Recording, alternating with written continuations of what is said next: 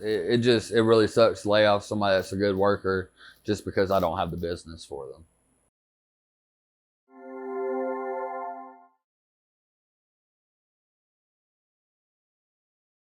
You know, we take every precaution here that we can. Anytime any customers come in or anything, as you see, we have keys in the door. We don't allow customers inside normally at all. We do curbside pickup and no contact delivery. Um, it's just been, I mean, it's really just been slow. It's been hard. I've been trying to keep all my employees that I can, trying to give everybody hours. I've cut my own hours in half. Um, you know, we just hope everybody stays safe, and you know, we bring fruits, like we do fresh produce baskets. We bring actual fruits, not just arrangements. We've been delivering vegetables now. We've been trying to do our little part in the community to try to give anybody, so the elderly doesn't have to go out. They don't have to. I even actually brought one family toilet paper because they didn't. They straight up asked me on the phone for toilet paper. And I figured if you were bad enough that you're asking somebody edible arrangements for some toilet paper, I can spare you a few rolls out my employee stash. You know, it's been rough. I didn't expect it to blow up this bad. We usually walk in here in the morning. We have 6 or 7 orders. We usually have about 20. We make our orders, and then basically it's just straight sanitary. Everything gets wiped down. Everything gets sprayed. All employees, any employees that are sick at all, I don't care if it's cough, sneeze, you know, you can't work. I mean, you know, just working around food, you come in contact with so many people.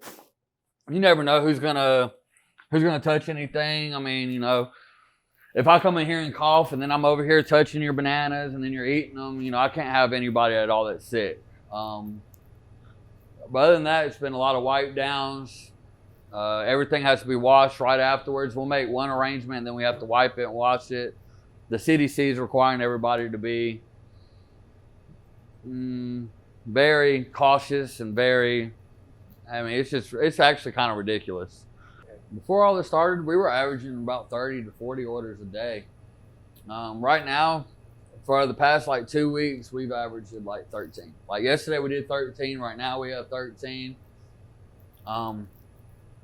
We sent out platters to the Piedmont nurses for them having to work nonstop 12-hour shifts every single day.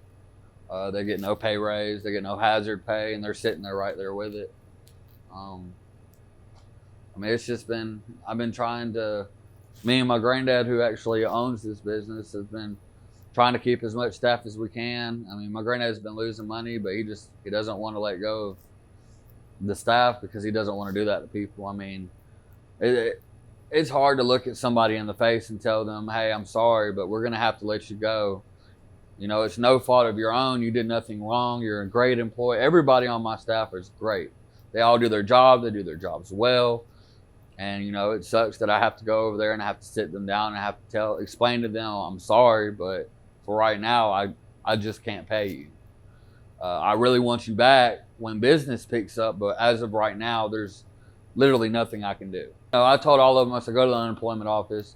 We're not going to fight you on it. We're not going to be the company that tells you can't get it. We're going to sign off on it. All that. It's just, it really sucks that I have to put them in that position and they're not going to make as much to feed their families and their kids and, you know, the rent. Everybody has bills, and it sucks that, I mean, it'd be different if, you know, they didn't work well.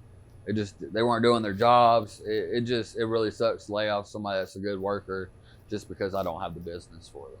Some of them just kind of freaked out a little bit. They're scared. I mean, they're losing their jobs. That's scary for anybody, just to, you know, come in one day and be told, I'm sorry, I can't afford to pay you anymore.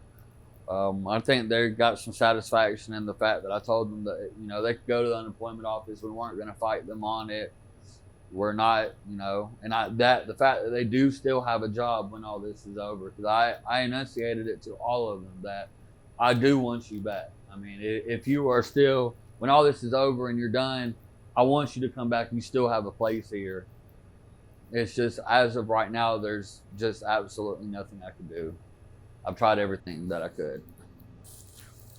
This is like a normal week for us, about 227 on payroll, and right now, this is next week's. We're down to 170, and literally, all these people I've had to lay off. I've had to lay off half of my staff, and one of them's only working one day. I mean, it's just, I mean, like you see right now, we're not doing anything. You know, it's the middle of the day. It's 1 o'clock. You know, it's 1 o'clock in the middle of the day, and we've had 13 orders, and we're done. I mean, you know, after paying everything and paying the staff, he's losing a couple $100 a week, and he's still okay with it. Best thing you can do is support your local businesses, and you know, just try to stick together through going through all this, instead of being up each other's necks and fighting for stuff. And it's better just to help your partner than to be an enemy of your partner.